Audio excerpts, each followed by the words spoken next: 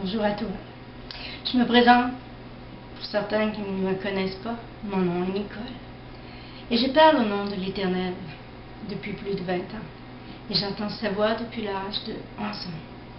Mais ceci dans le but de bénir les hommes et à la demande de l'Éternel. Oui, l'Éternel parle. Il avertit les hommes. Ce message est aussi pour toi. Il est écrit dans Matthieu 22, 14. Il y a beaucoup d'appelés, mais peu d'élus. Oui, lorsque nous sommes appelés, il faut servir. Ce n'est pas l'homme qui se choisit, mais l'Éternel qui appelle, qui forme, qui envoie. Il donne tout ce qu'il faut pour servir. Il permet qu'on avance et on reçoive au jour le jour, avec les bénédictions que l'on doit recevoir et partager ou distribuer en ce monde. On appelle ça recevoir le pain d'en haut. Ce message est bon pour tous les hommes. Moi, je ne fais que ma mission. Le reste, cela dépend des hommes. Ils doivent recevoir. L'Éternel parle, mais les hommes doivent recevoir. Et c'est même ma responsabilité de partager. Mais le résultat appartient à l'Éternel. Il est écrit dans Ézéchiel 3, 19, 21. Mais si tu avertis le méchant et qu'il ne se détourne pas de sa méchanceté et de sa mauvaise voie, il mourra dans son iniquité. Et toi, tu sauveras ton âme.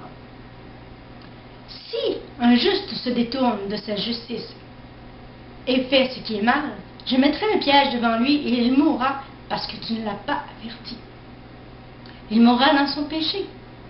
On ne parlera plus de la justice qu'il a pratiquée. Je te redemanderai son sang.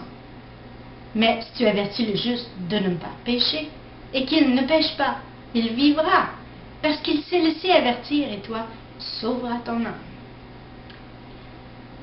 Malheureusement, certains refusent, certains critiquent, beaucoup trop jugent, trop vite et condamnent sans savoir et comprendre parfois. Il n'en demeure pas moins que lorsque l'ouvrier de Dieu est appelé à servir, comme il ne s'est pas choisi lui-même, c'est ce que l'Éternel fait qui compte. Et moi, je ne fais que ce que l'Éternel demande. Et oui. Il est écrit aussi dans Jean 4, 29, 34. Venez voir un homme qui m'a dit tout ce que j'ai fait, ne serait-ce point le Christ? Sortis de la ville, ils vinrent vers lui. Pendant ce temps, les disciples le pressaient de manger, disant, Rabbi, mange.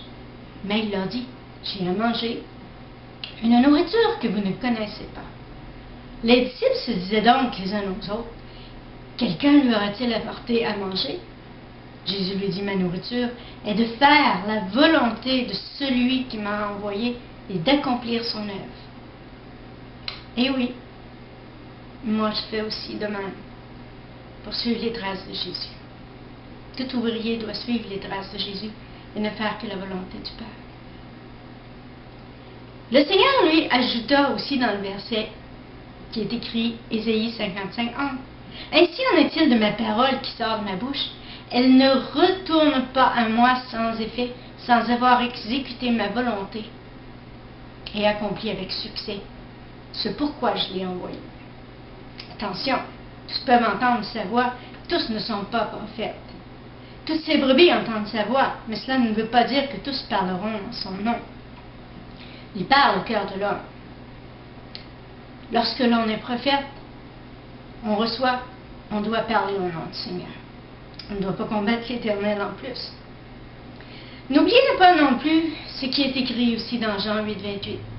Jésus donc leur dit, quand vous aurez élevé le Fils de l'homme, alors vous connaîtrez que je suis, et que je ne fais rien de moi-même, mais que je parle selon ce que le Père m'a enseigné. Ouais. Donc les ouvriers ne font que la volonté de Dieu.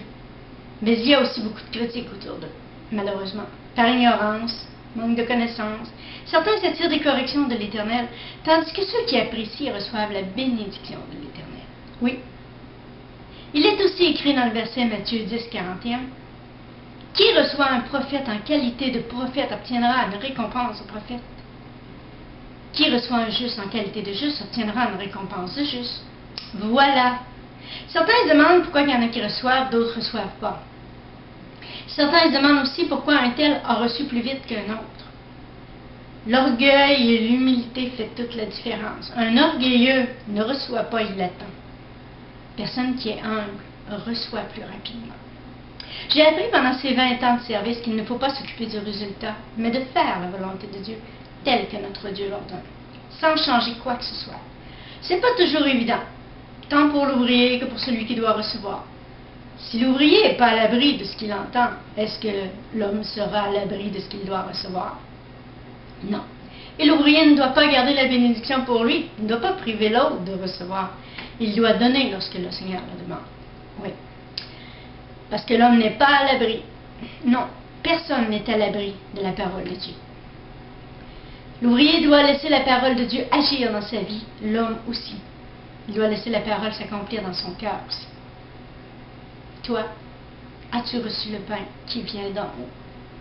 Car il est écrit dans Luc 11, 3, « Donne-nous à chaque jour notre pain quotidien. » Combien ont compris cette parole? Il est écrit aussi dans Jean 6, 32, 34, Jésus leur dit, « en vérité, je vous le dis, ce n'est pas Moïse qui vous a donné le pain qui vient du ciel, mais mon Père vous donne le vrai pain venu du ciel. » Car le pain de Dieu, c'est celui qui descend du ciel, qui donne la vie au monde. Et lui dire, Seigneur, donne-nous toujours de ce pain-là. Ouais.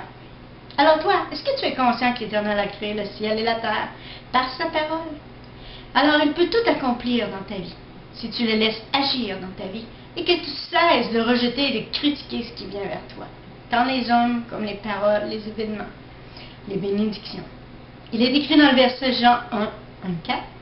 Commencement était la parole, et la parole était avec Dieu.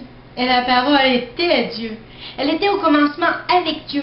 Tout a été fait par elle. Et rien de ce qui a été fait n'a été fait sans elle.